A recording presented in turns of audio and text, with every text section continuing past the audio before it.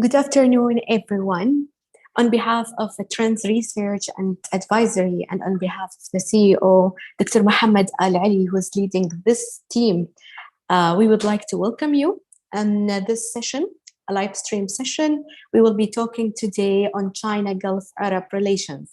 Let me introduce myself first. I'm Najla Al Zaraouni. I'm non-resident researcher at Trends Research and Advisory. Today, we will be discussing a wide range of ideas when it comes to the outcomes of the President Xi visit to the Gulf. Few days ago, President Xi, President of China, has concluded his visit to the Gulf, basically to Riyadh, where there was also an organization of three key summits: China-Saudi Summit, China-Gulf Summit, and China-Arab Summit. There's a lot to talk about in these three summits, many great outcomes, many new plans, future plans to cover. I'm very glad today as well to be joined by first Dr. Chai Shaojin. He's International Director of Strategy 20 Plus Initiative in Guangzhou in China. And Dr. Chai as well is a faculty member of Department of International Relations at the University of Sharjah in the United Arab Emirates. He graduated with a PhD degree of political science from the University of Notre Dame in the United States, and he obtained his master's degree of modern Chinese history and politics from Peking University in China. His research focuses on Chinese ideology, norms, and soft power, China, United States relations, and Chinese influence in the MENA region. So you are very welcome, Dr. Chai. Also, I'm very glad today to have Stephen Scarlett. He's an economic affairs expert at Trends Research and Advisory based in the United Arab Emirates. He has worked in a variety of economic advisory and analytical roles across the energy sector, including oil and gas, refining, petrochemicals, nuclear regulation, and renewables. As a practitioner, Stephen Scarlett has participated in the development of sector-level policies, as well as in the program implementation, regulatory development, and institutional capacity building.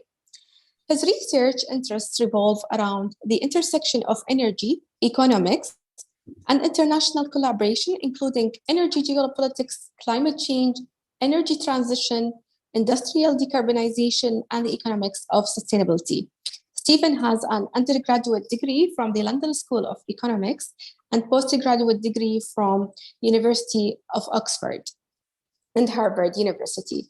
So very warm welcome to both of you, Dr. Chai and Stephen.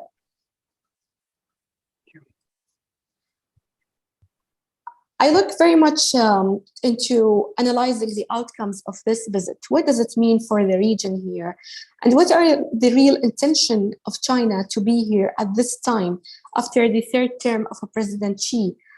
Many questions are raised, how China will position itself in a region where too many international actors are playing at the same platform. So is it more of like a competition or more of a coexistence? The title of President Xi's speech at the summit was Building on Past Achievements and Jointly Creating a Brighter Future. So what would the future of the relation between China and the Arab world, Gulf, would mean for us based on the agreed projects? We heard too many numbers during the visits, too many commitments as well. So what does it mean for this timing, especially that China and the Arab world are sort of recovering from the impacts of the pandemic COVID-19. So I'm very pleased today to have both of you today to cover both perspective, the Chinese perspective with Dr. Chai and more of the Arab economic perspective with Stephen. So I would like to start with my first question so that we don't keep the audience waiting. My first question is for Dr. Chai. How do you evaluate the recent visit of President Xi in the Gulf? What do you think the importance of this visit during this time exactly for China and for the Arab world? Thank you, Najla, for inviting me, and thank you, Trent, for organizing this very timely and important event. So, in response to your inquiry, I think I hope I can at least interpret or convey the Chinese perspective on the topic we are discussing today.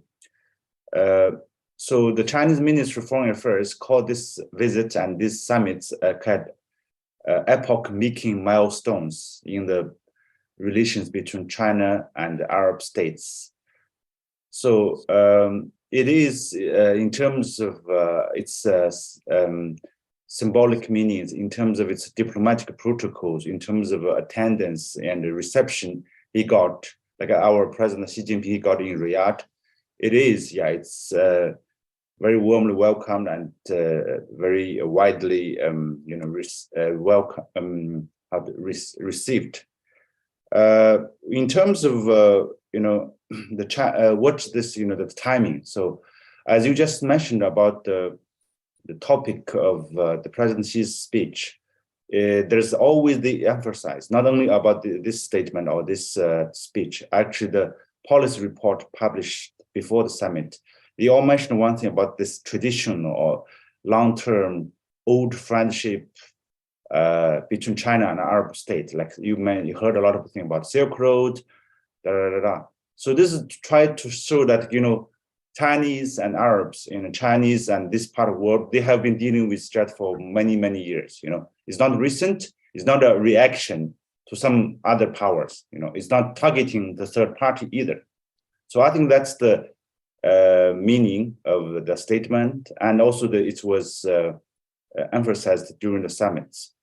Another time is like this. We're living a kind of post-pandemic world, and we are seeing a lot of uncertainties in the world. You see the geopolitical conflicts in Ukraine, the rising energy supply issues, energy security is under threat, and there's a huge task of economic recovery. So that's global issues. Actually, all countries are facing, and in this part, particular, also you see, the economic diversification and the rise of demand for more opportunities and development from young population, and transition, energy transition. I think Steve will talk about this later. The economic challenges, specifically for the Gulf countries, oil-rich countries, energy transition or diversification. So I think this is the time the two sides has common interests and need each other to face those challenges, not only global challenges, regional challenges, but also domestically. Chinese economy has been also affected great by the COVID.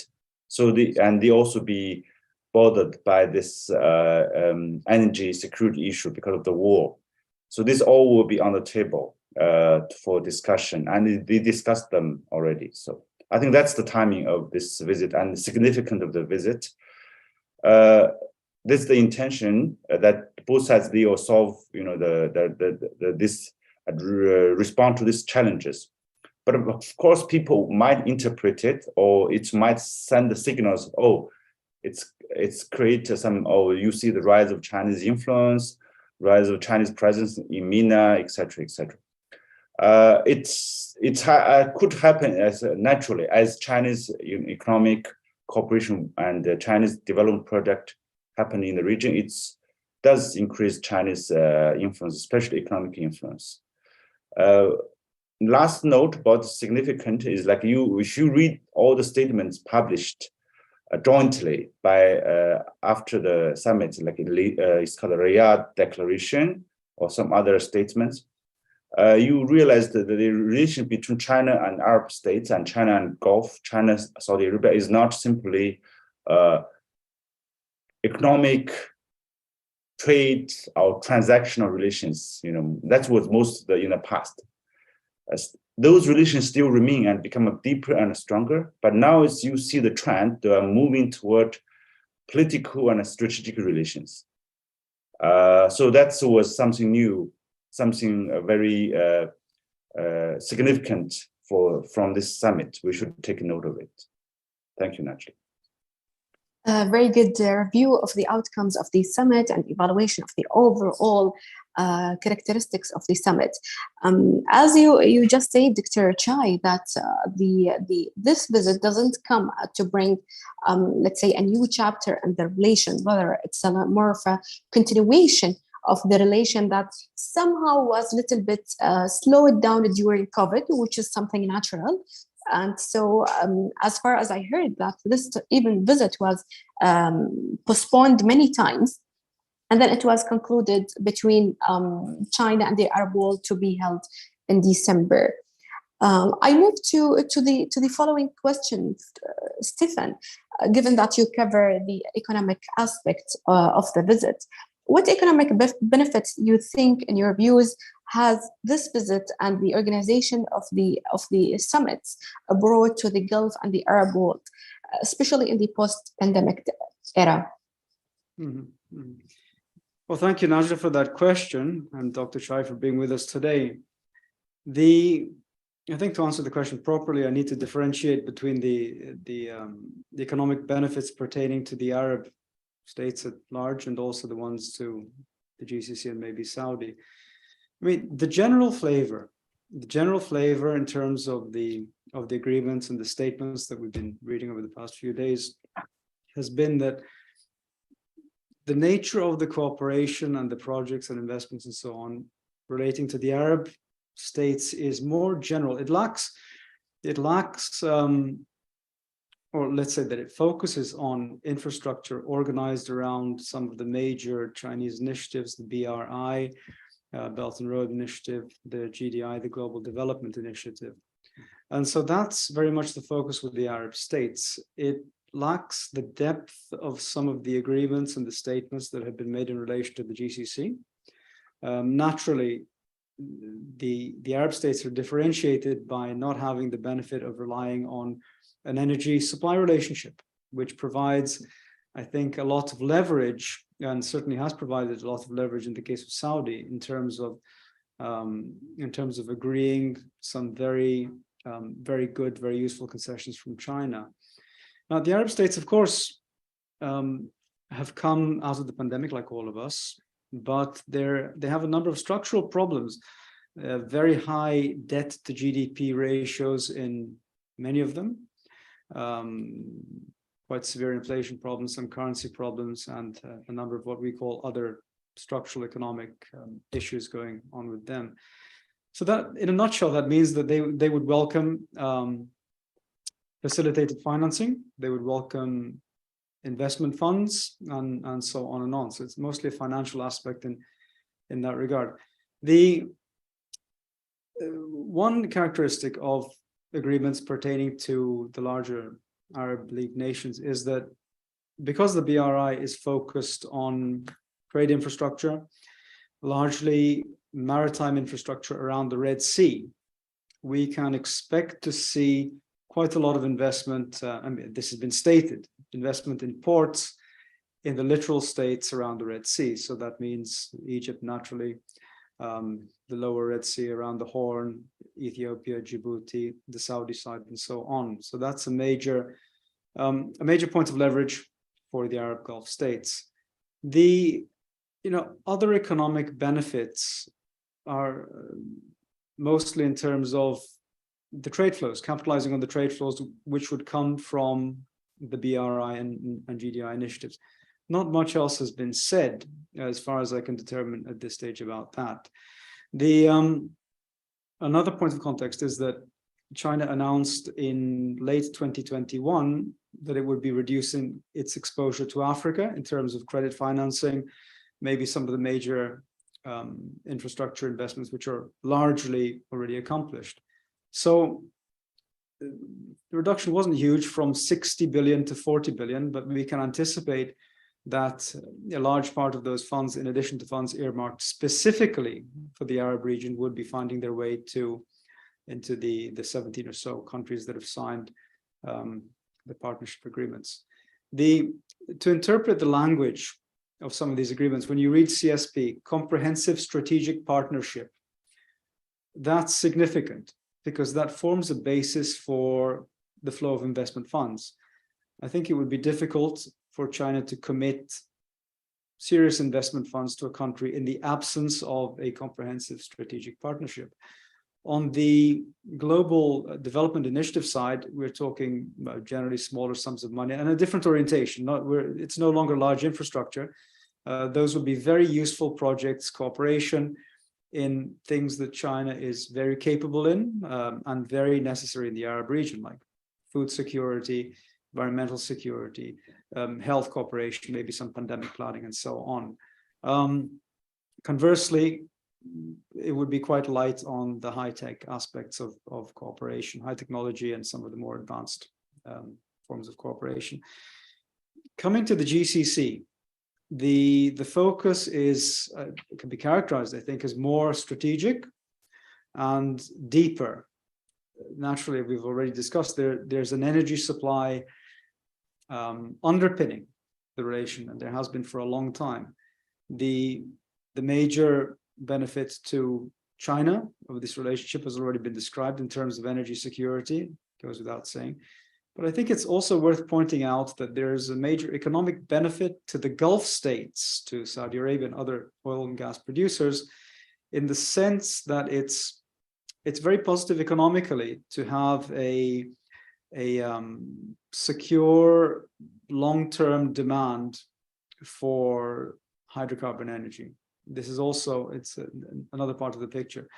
So I believe that China's great push towards the GCC is also underpinned by a belief that greater cooperation across the board, economic cooperation, even social, even cultural cooperation, will lead to better stability in terms of the energy flows. And conversely, the Gulf states, also have reason to be satisfied that their offtake, that their energy supply will enjoy demand in a structural sense for many years to come. The other economic benefit deriving from the agreement, in particular the Saudi agreement, who were very, very strategic in the way that they thought about this, is to leverage China's abilities in favor of diversifying their non-oil economy. So we take oil completely out of it, and if you read the Chinese and Saudi communique, they have stated that there is an implementation plan which is designed to implement the synergies between Saudi Vision 2030 and the BRI initiative. Right, so that's incredible. It proceeds to implementation. It isn't a plan, it isn't a discussion, it's actual implementation. So we know that there are projects behind that, mostly, if we have to guess, in renewable energy, all right, because that's one of the kind of major objectives of the Saudi Vision 2030. But there'll be others. What I find interesting is the strategy to connect the agreement using leverage from energy into diversifying the non-oil economy. So that's Saudi. Obviously, another major item on the table, which I believe hasn't as yet been concluded, is the GCC China Free Trade Agreement. It's had a very long gestation from 2004. It's currently, as I understand it, stuck on technical matters, harmonizing trading standards and so on, which are getting more complicated all the time as we bring in services trade and data and payment systems and so on.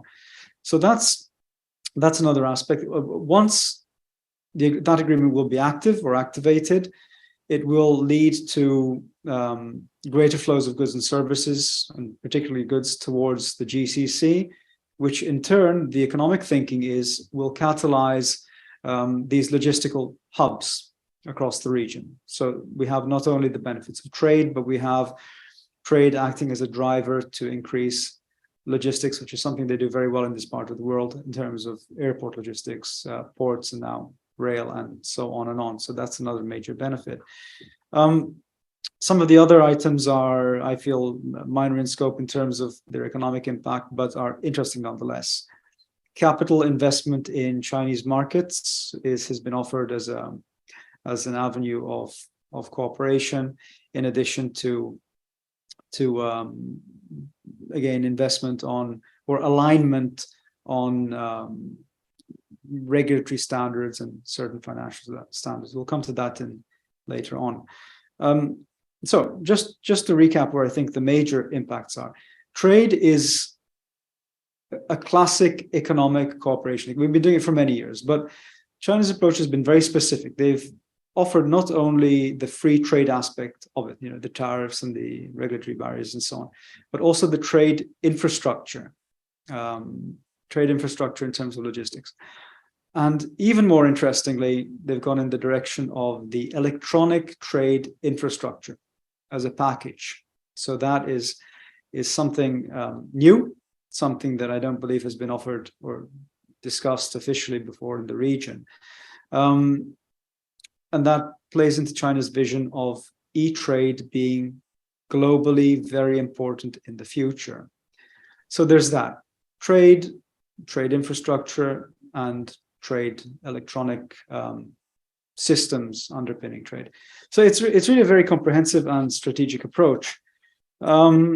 In terms of the Red Sea port investment, we've already discussed that. Major economic benefits for countries that will be involved. If there's a port, that's great news. If not, less of an impact. The final point is that the agreements reflected substantial alignment on the importance of the private sector. Now, China speaks about its private sector in terms of economic development, and they do take the mission very seriously. So now that the summit has taken place and there's an enormous amount of political goodwill behind it, we can anticipate some rather frenetic activity from the respective private sectors to become more involved in each other's economies. So those are the short-term impacts, Naila and Dr. Chai, as I see them. In the longer term, economists always split, the short term from the longer term. In the longer term, if this vector of cooperation continues, and we believe that it will, there are other benefits which may or may not materialize. China is very strategically building its influence in the Indo-Pacific through a network of trade alliances and cooperation in the major intergovernmental economic and strategic organizations in Eurasia and in the Indo-Pacific. The Shanghai Cooperation Organization, of course, the Eurasian Economic Union is another one, the ASEAN is another one, and so on and on. So I believe the long-term strategy will be to establish an enormous free trade zone in Asia and Southeast Asia, and also Eurasia through the network of these agreements. And certainly any bloc or any country which is aligned with China's trade policy and with the architecture surrounding trade would be well placed to benefit from that agreement in the future. We're not talking anytime soon. 5 to 10 years would be, in my opinion, feasible. So that's the long-term perspective. I have a couple of other points, but maybe I'll stop there and we can revisit them with the other question. Thank you. Thank you so much, Stephen. I should have some good following questions for your contribution. I'll be asking them maybe in a while. I'll move to Dr. Chai. China has been conducting this official visit with the 3 summits at a very high level, which is considered like a huge diplomatic initiative from China.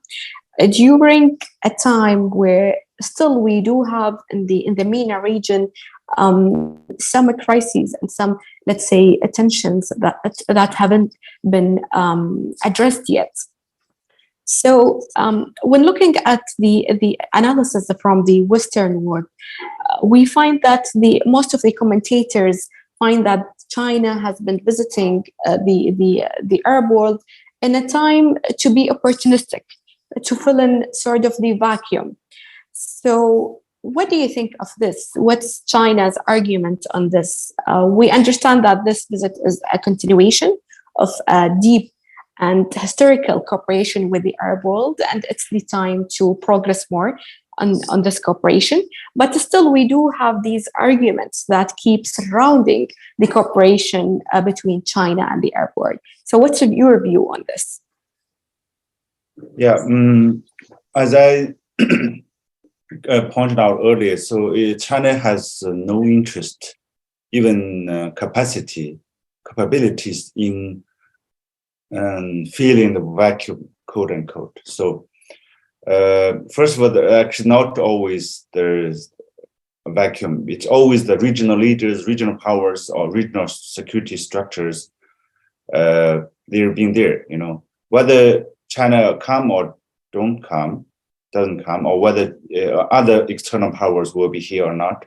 Always there will be a power or arrangement in this region. So secondly, these three summits were planned in 2020 at the China, I think 8th or 9th China-Arab ministerial meeting that was conducted online. So they announced they're going to hold China-Arab summit. Then, as you said, it's postponed, and until last week.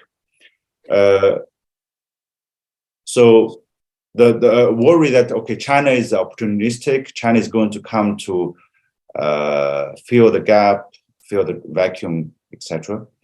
Overlooked one aspect is that, first of all, China is expanding, it's deepening the economic cooperation with GCC states and even broader region based on its own national interest and strategic development to sustain economic growth, to face the challenges of these global issues. Similar logic applies to the GCC state. They also have this need.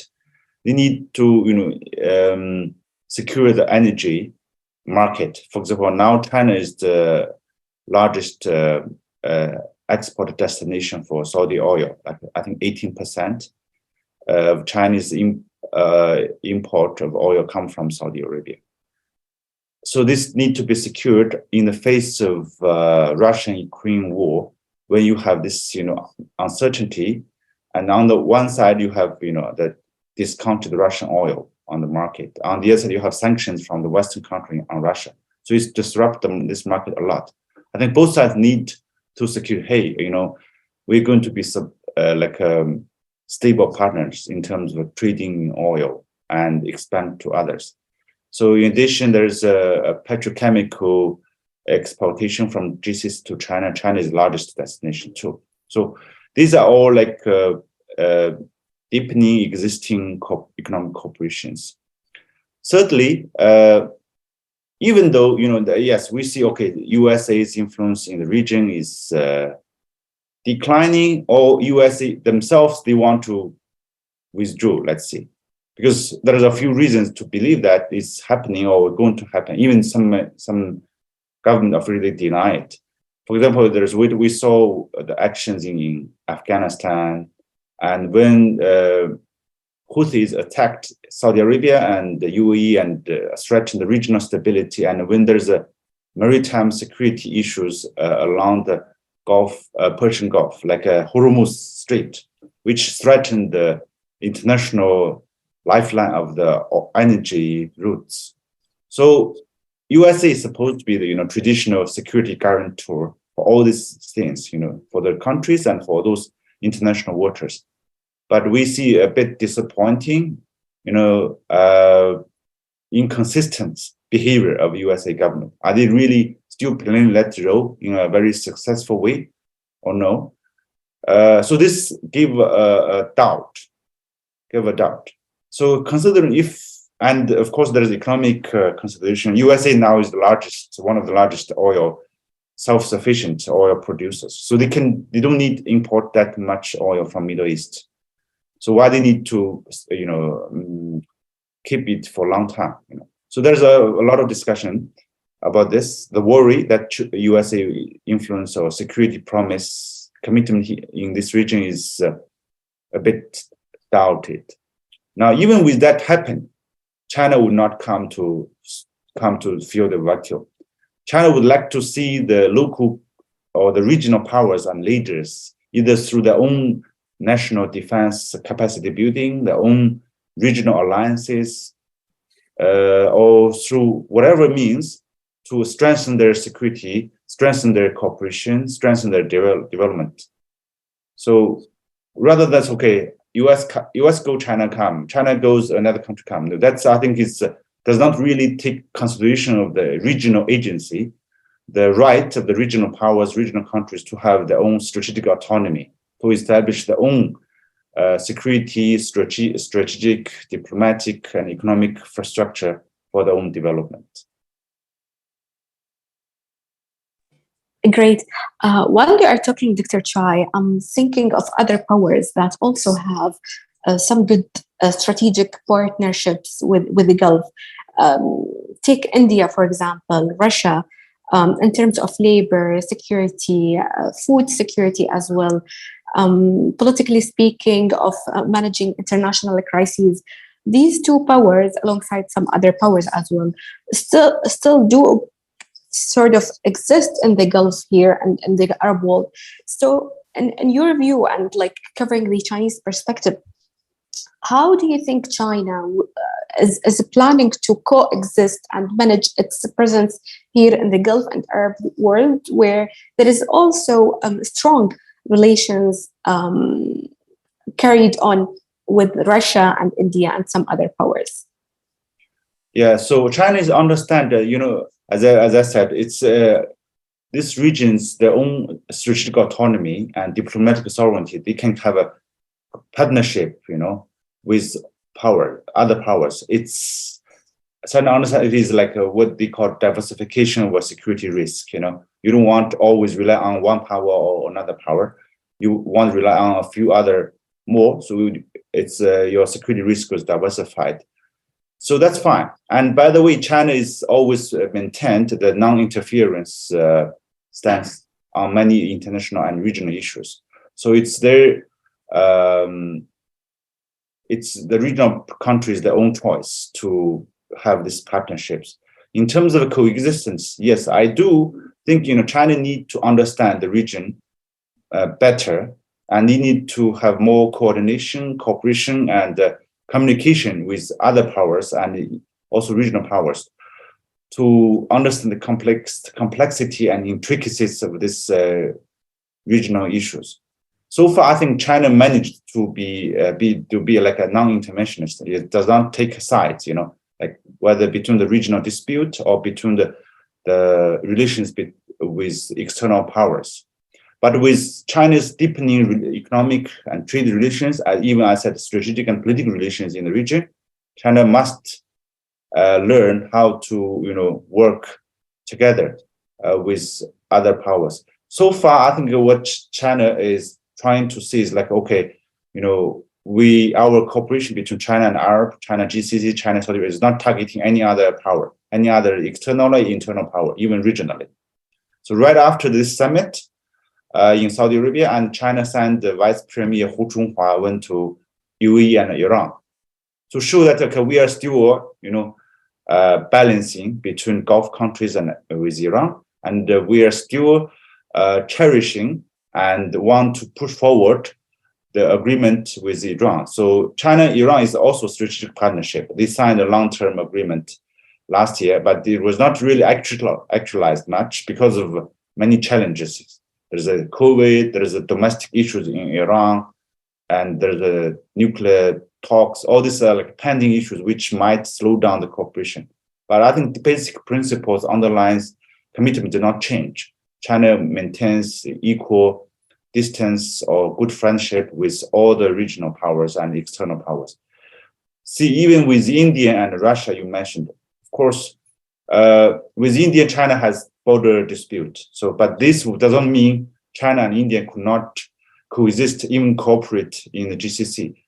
There's this model they called jointly developed a third market. So the two external powers can come together to join a project in a third country. for the mutual benefit, for mutual profit. And with Russia, I think already China was seen actually always sided with Russia during the Ukraine war. In fact, that is the misinterpretation, mischaracterization. See, China's have bought a lot of discounted Russian oil, but China still come to Saudi Arabia, say, actually, your oil is much more stable, and we want to still keep this, energy security with you, So these things all speaks to one thing that, China will and have to carefully balancing the relations with other powers and with regional powers in order to move this cooperation and development deals. I'm sure it's not an easy job for China to do this as well, especially here in the region.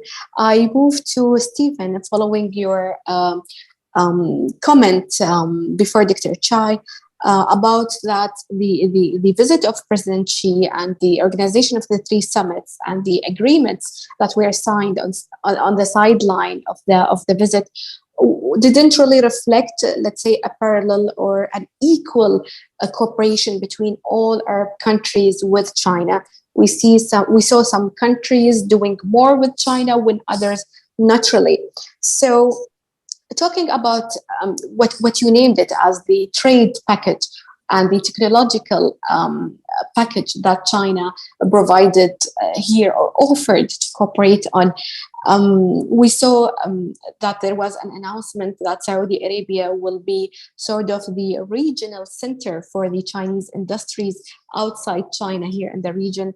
I heard as well that Xiaomi, which is a telecommunication company in China, will open up a new let's say a base or hub for it in Egypt. So let's think of other Arab states that didn't really manage very big achievements during this visit and the conduct of the 3 summits. Stephen, what do you think that the potential of other Arab states, how can they really benefit from having China as, let's say, the dear friend to the Arab world? Mm-hmm. Well, it's a great question, Najla. I think the situations of obvious leverage in energy and of obvious maturity in infrastructure, logistics, some aspects of technology, and so on. Those, or strategic location along the Red Sea and trade choke points. Those situations really speak for themselves. In terms of some of the other states who are in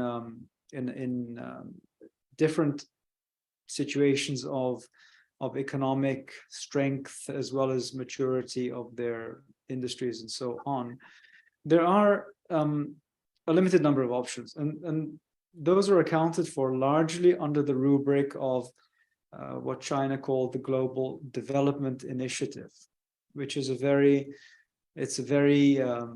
broad and development-oriented initiative to really put into place those basics in terms of industrial policy and, on occasion, development policy and even social policy that will make the country stronger in the long term and able to solve its own economic and development challenges. So there's that. The specifics of drawing on different examples of what China has done around the world. They've done some very fine and technologically advanced work with Madagascar, for example, an unfortunate country which is suffering from food security challenges, which are, we've started seeing those over the past couple of years all over the world. So, that's a particular use of more or less proprietary Chinese technology in the growth and harvesting of rice, and that was a success. So, of course, that's one example of a development project, but we believe that there are many that can be applied to various degrees in the Arab world.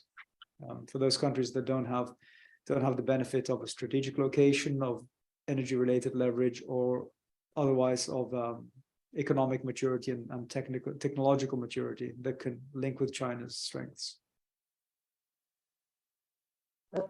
Very good evaluation, Stephen. A following up question on what you just said. With regard to technology, and that the smaller states or the states that don't really have a great potential to cooperate with China may focus on technological cooperation, but this would bring, as a result, the 5G and 6G discussion with China. As you know, the world is a little bit worried about this, especially the United States, not necessarily on China's cooperation on the 5G with the region, but with the whole world, where we see many other regions also willing to take this technology for the sake of development, of national development. So what are the very unintended consequences of cooperating with China on some technological aspects of cooperation?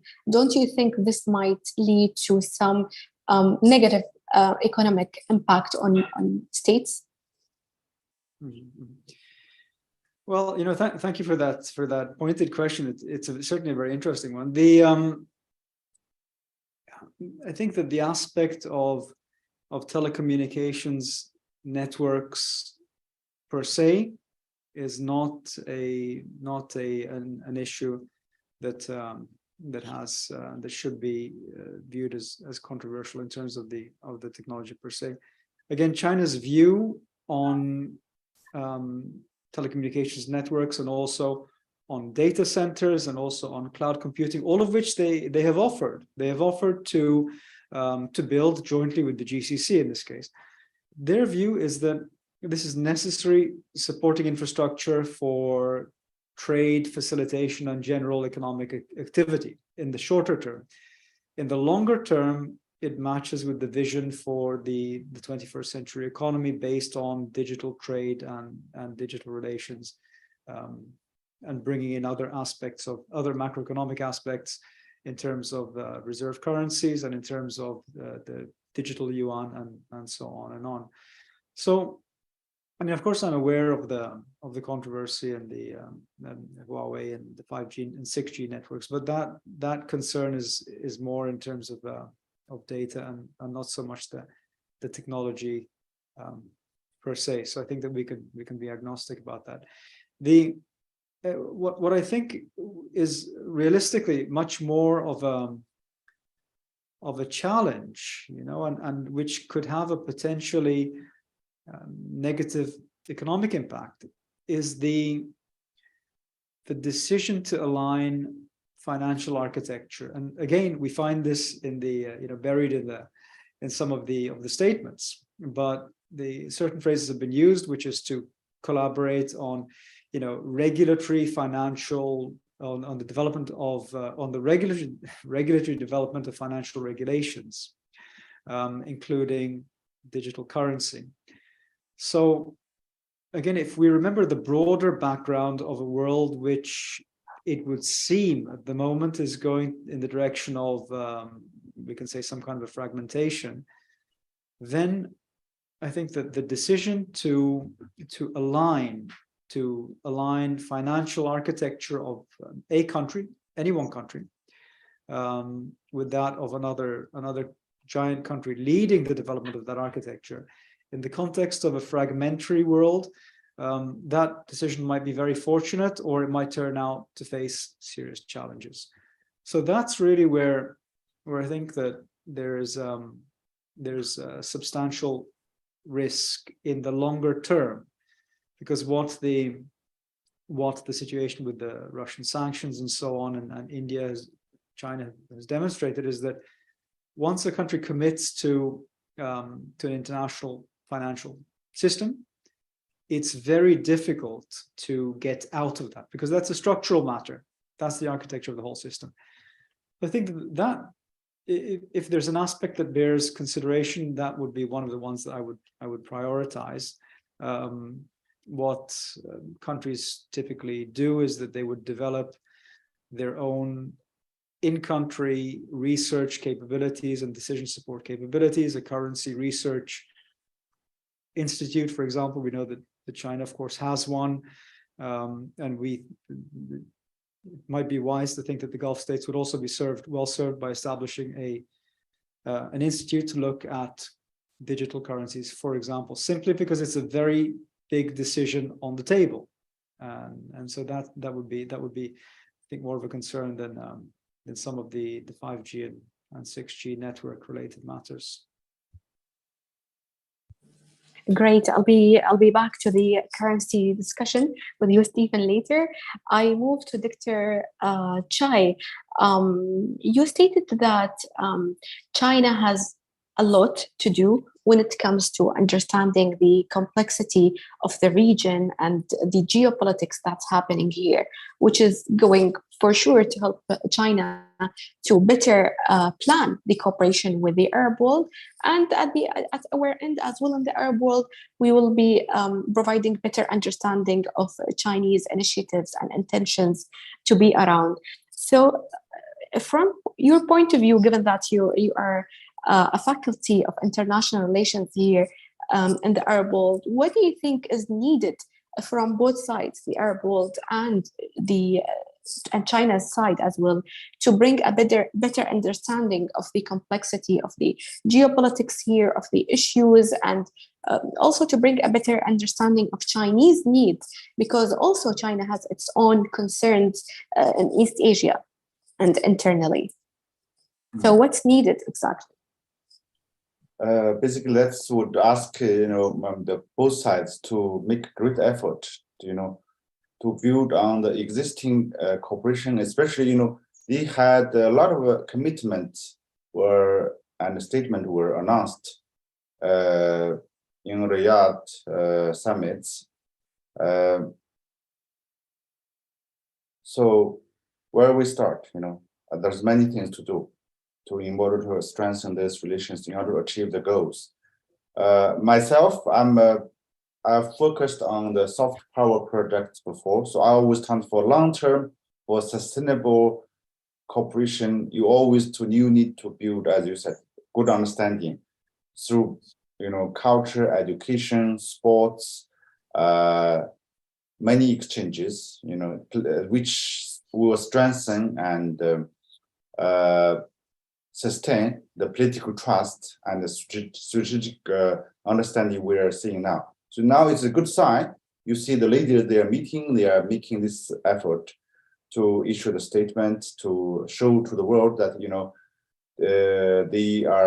they have common interests, they are pursuing the common goals. Of course, there's a differences to be difference there, but that does not really affect, the long and the common shared goals. In Chinese, there's a saying called 求同存异. You seek the common commonalities, common ground, and reserve the differences.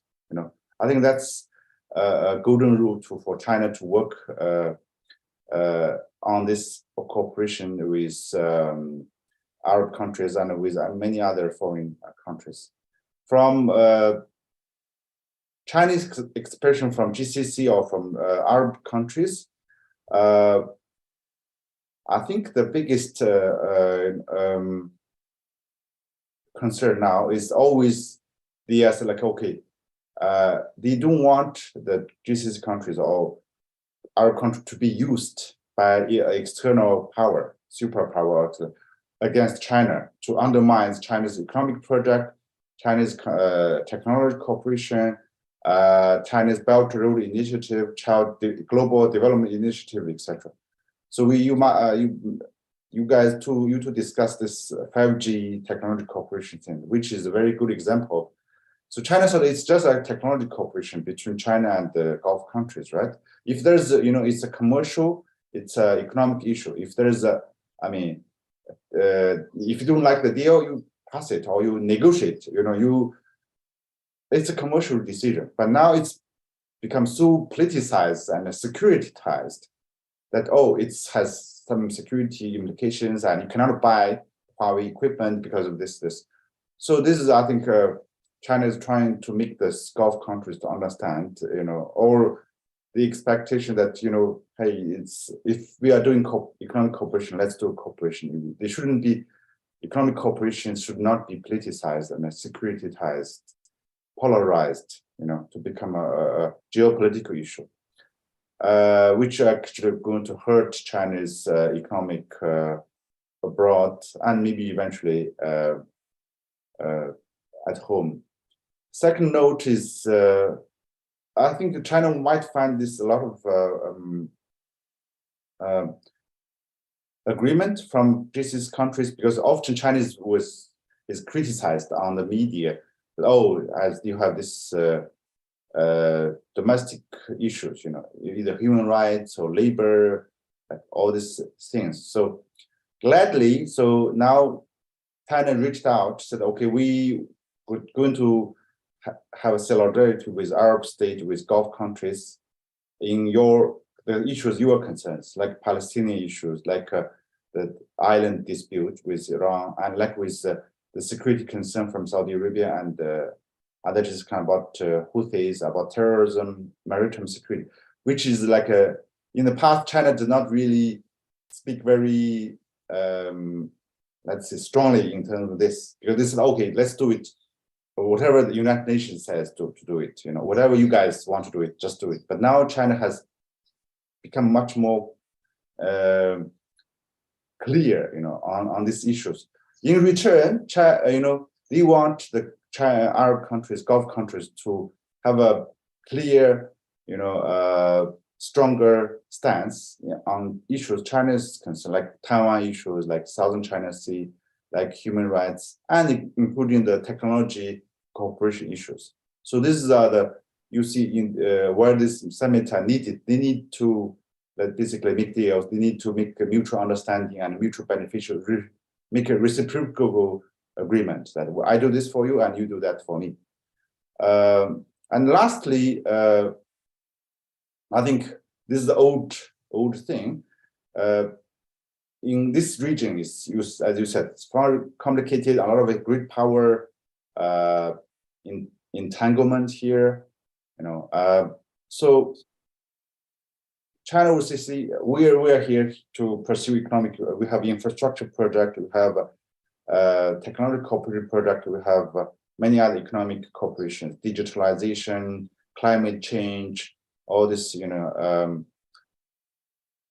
They don't want any disturbance, conflict, which really affect. Already there's in the past many years you have Middle Eastern conflicts from one after another. But now I think China, at least they feel maybe people are fed up with all this conflict in the past, and whether because of internal factors or external factors. So maybe it's time to seek peace, to seek development. That's why the summit they called China GCC, China Arab State Cooperation and Development Forum. Back in 1980s, China pursued a big slogan called peace and development. They said, let's move away from revolution, move away from conflict and war. Let's move to peace, move to development. I think China felt this is the moment in the Gulf that, in the Gulf or maybe in the general Arab world. So they really want a sustainable peace. They want economic development. So I hope that's their sense is right. So unless, maybe some unknown factors might disrupt this peace and prospect. Thank you so much for your answer. Let me challenge you, Dr. Chai, a little bit. Sorry, my role here is to challenge everyone. Speaking of China and trying to enhance the cooperation commercially and economically, and in terms of, let's say, peaceful use of nuclear energy, renewable energy, and other very peaceful cooperative aspects of the cooperation. But also this would bring some demands, whether it's from the Arab world or from other regions that China is dealing with, to be politically clear on the different issues, given that the geopolitics and the international crises, regional crises do as well matter. And given that China has set up itself as, let's say, a dear friend to us, we also have some political demands and that China has to take, let's say, stance or position on different political, let's say, issues here in the Arab world.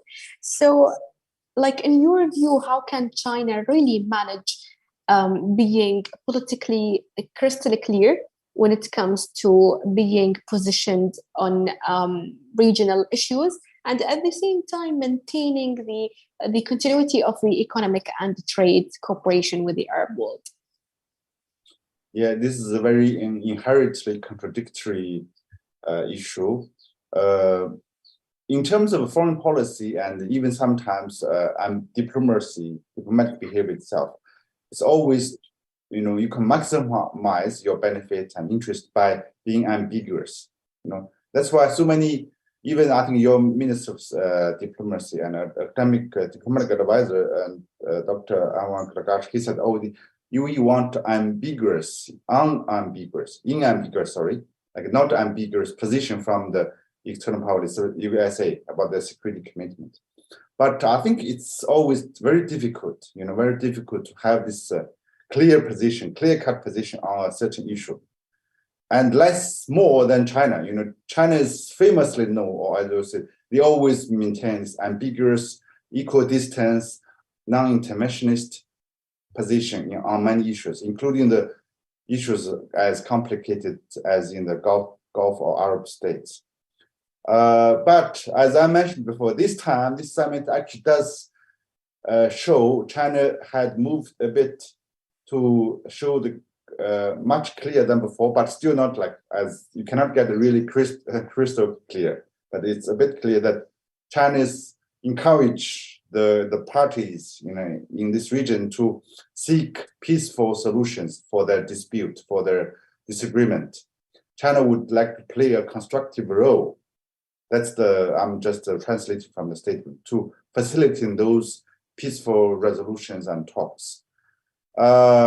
Some, I think, issues simply beyond Chinese reach and Chinese capabilities to play a peaceful role. But some issues, I think China can help to mediate, help to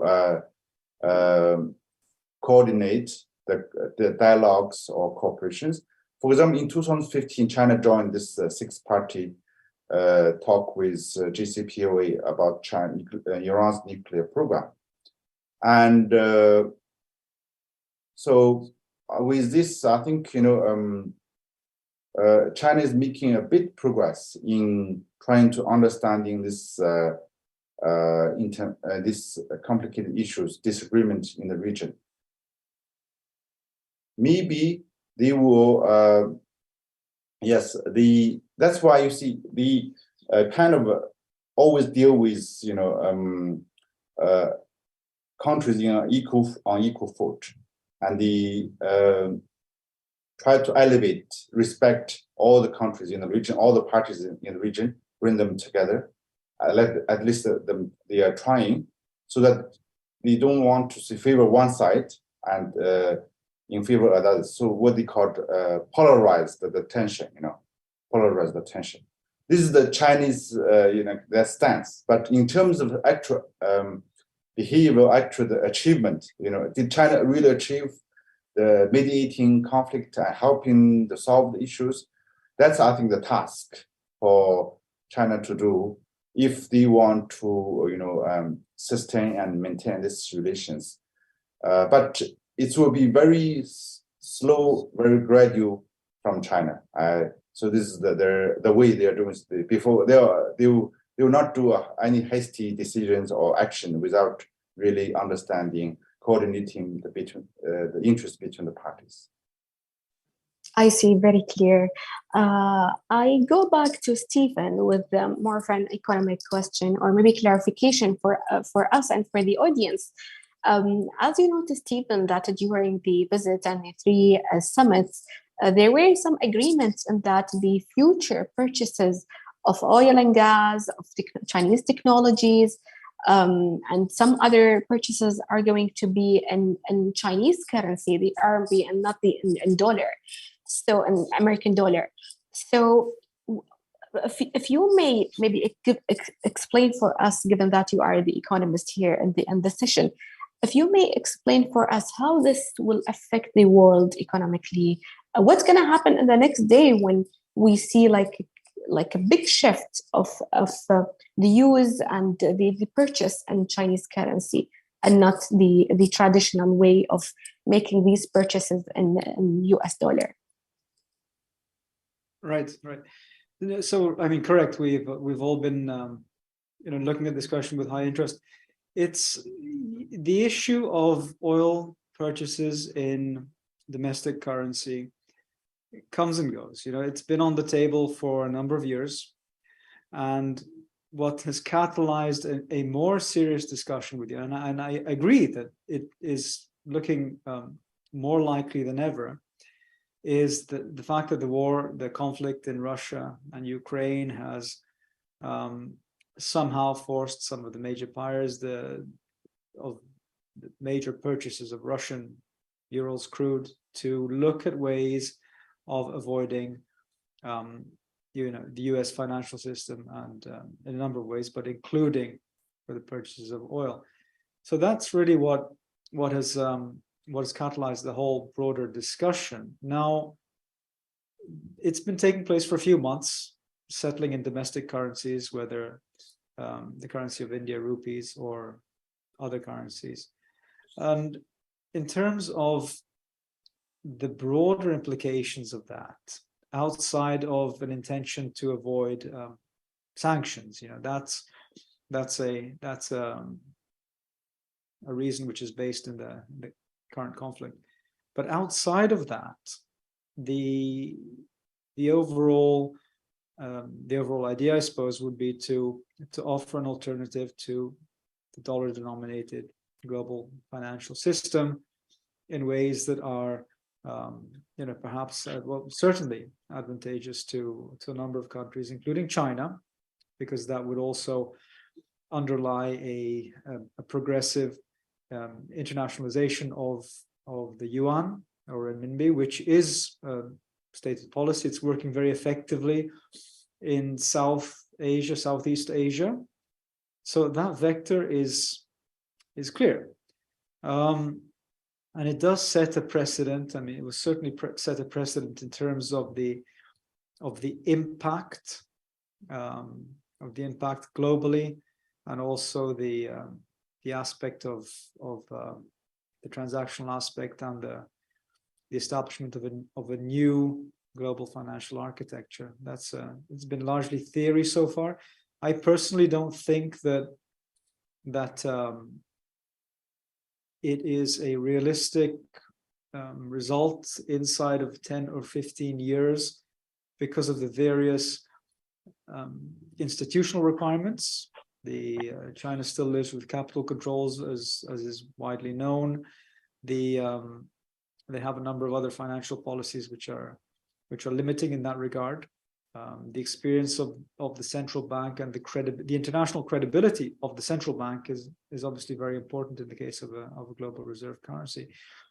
Having said that, the yuan is being increasingly used. It's increasingly used as a form of reserve currency behind the yen, I believe. So growing influence there. So that's the vector, Nigel. I think it's more plausible than it was before the conflict with Russia and Ukraine, and that we've seen an acceleration in this. We've certainly seen plans. Now, from the perspective of a country which is thinking about which way to go, aligning itself with one system with another, I think it's still much too early to make that call. That this is nothing critical to transact in domestic currency. It's been going. It's a question of degree, and I think that once if it gathers momentum and it becomes established as a norm, and the volumes and the amounts of funds and the entire architecture of the system, including Chinese financial policy and the credibility of the central bank, if we see an accelerating maturity in those areas, then I think that we can certainly revisit the discussion on a global scale as a real likelihood. I see. Thank you so much for this clarification and making the distinction that it's about the degree and it's not something new, and how fast the world might go in such a process. I go back to Dr. Chai. You noted in your previous answer, Dr. Chai, that there is sort of a distinction between China as the state that enjoys the bilateral and multilateral cooperation with other countries and with other, let's say, regions. And there is also another China, which is more of the global actor that is shouldering the international responsibility to address many international issues.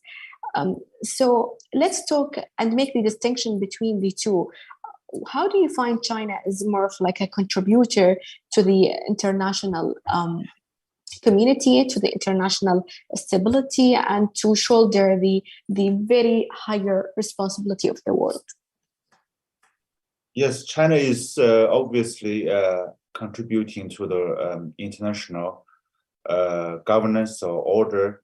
See, as a permanent Security Council member, as an active member in many international organizations. Actually, many of these international organizations, even though they were established and mostly dominated by Western powers since the World War II, but China has been and will be an active contributor and members in those organizations. But there are some limits and constraints with these organizations, either because of those organizations, either themselves are inherently flawed or they are increasingly not sufficient to address issues. The role has been weakening. So there are people talk about this case, for example, with the Russia-Ukraine case, with Palestinian issues, with many other issues. Many of these international could not, an international mechanism does not work very well. They didn't stop the conflict or etc. So China is calling for, hey, we need more, better mechanism or organizations to address these challenges. So China started their own Belt and Road Initiative together with they have AIIMB, Asia Infrastructure Investment Bank, and China has proposed many other regional economic and financial arrangements.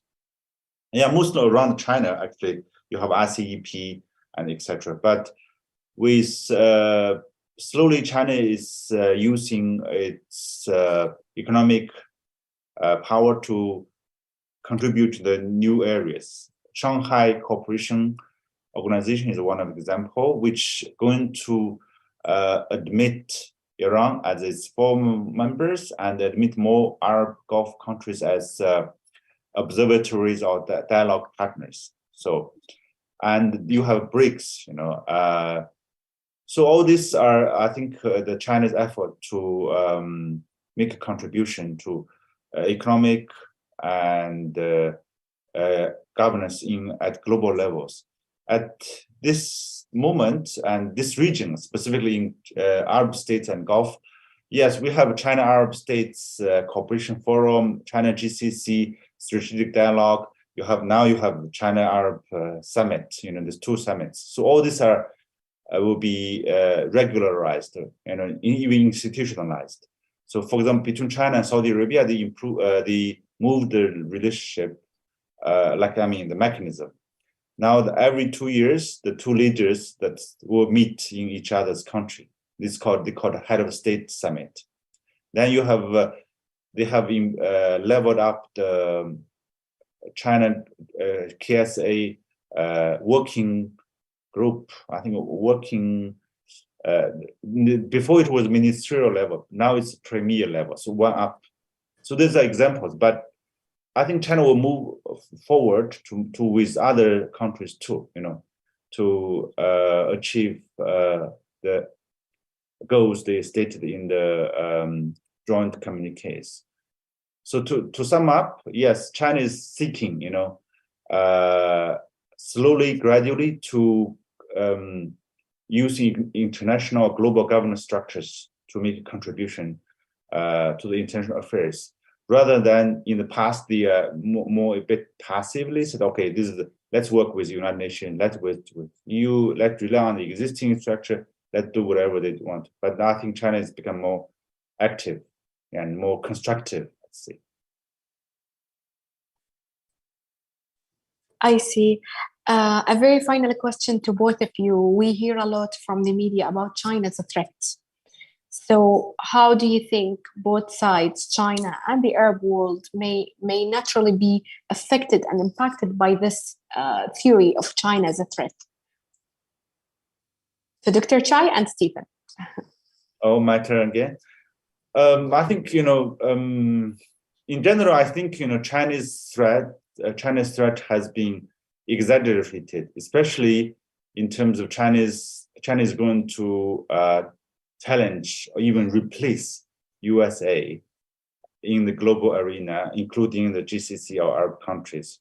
So in China's inheritance is an inward-looking country. They always focus on the domestic issues. They have a lot of challenge to address: aging society, slowing down the economy, and dissatisfied, the young people because of COVID restrictions and many other things.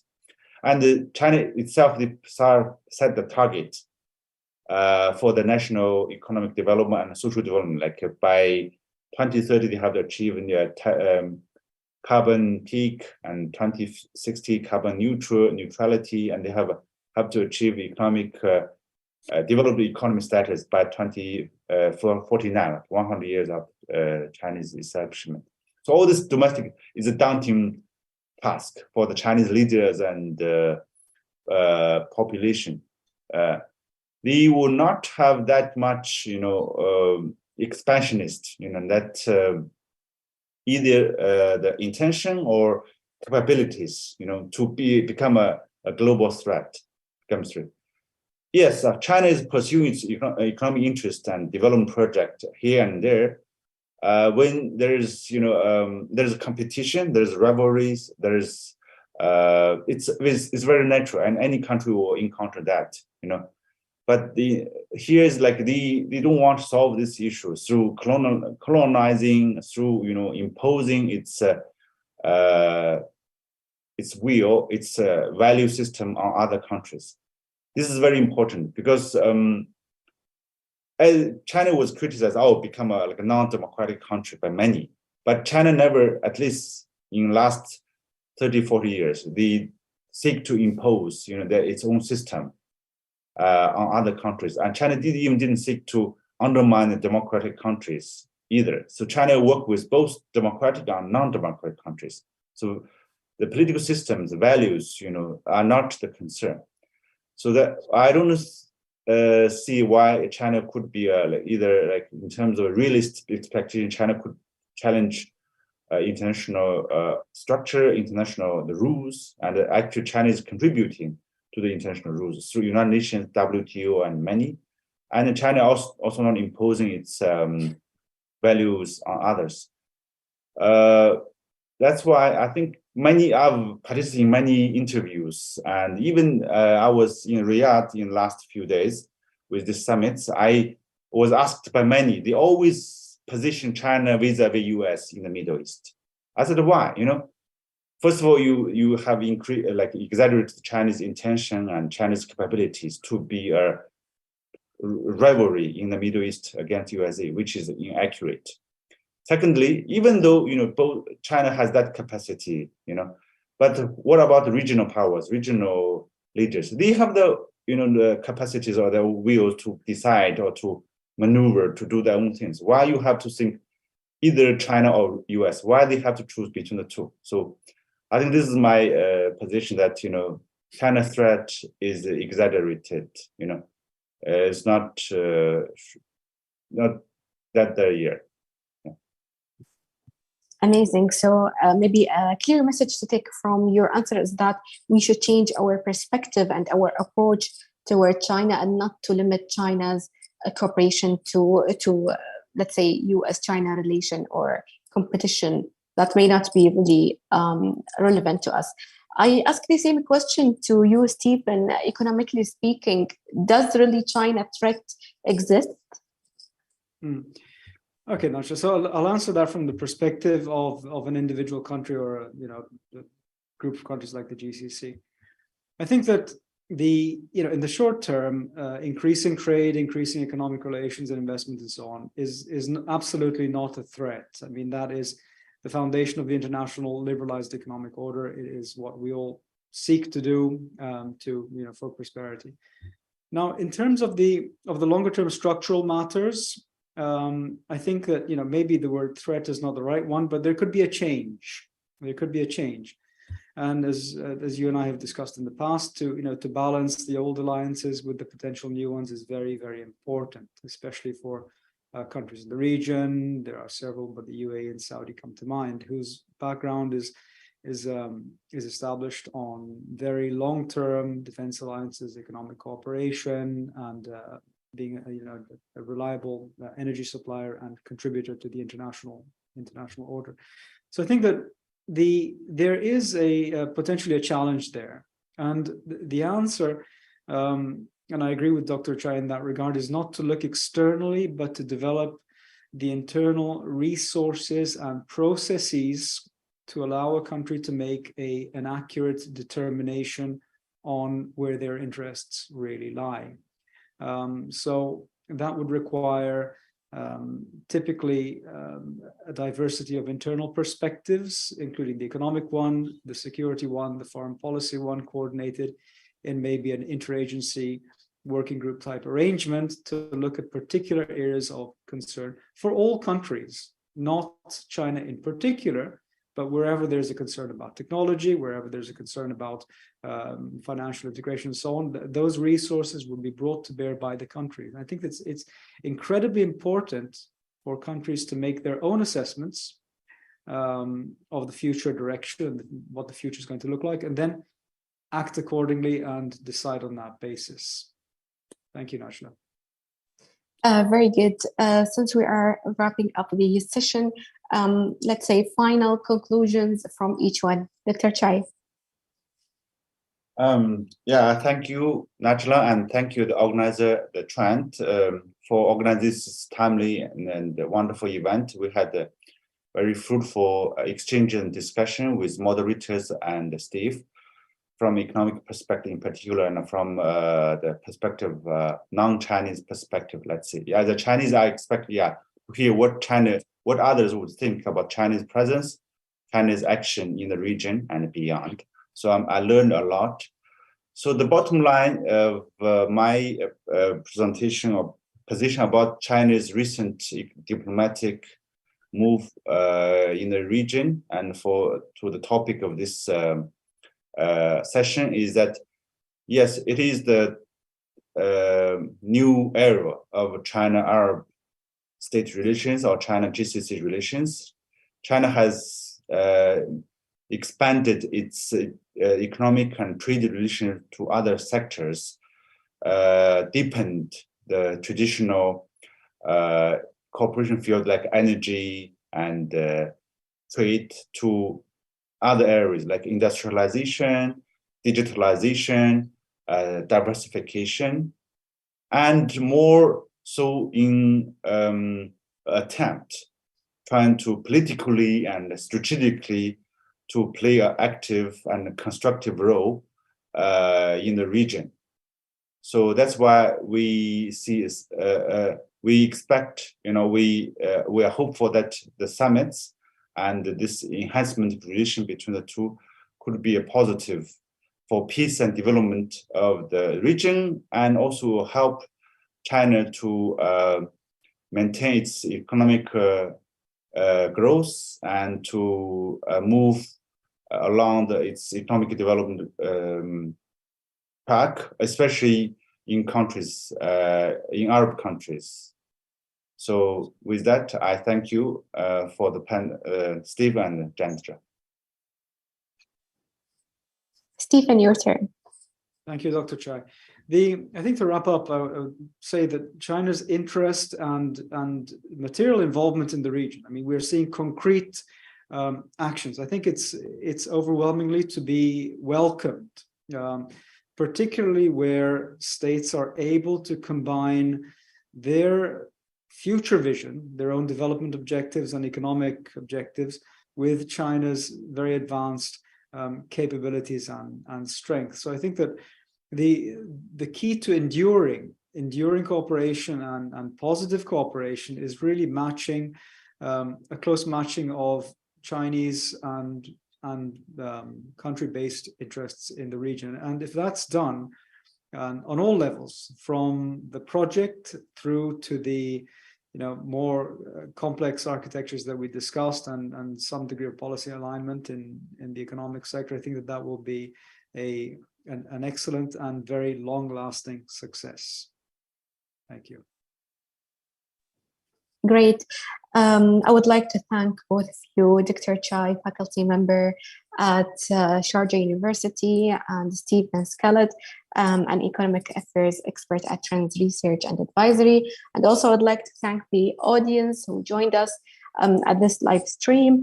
I hope this discussion at least corrected some of the perceptions or the misunderstanding from China's side, and also shed light on the potential that the Arab world may have economically in its external interactions. So thank you so much, everyone. And we look forward as well to future sessions where we will be bringing more of analysis and trying to look at different aspects of the relations between China and the Arab world. Thank you so much, everyone. Thank you. Thank you. Thank you.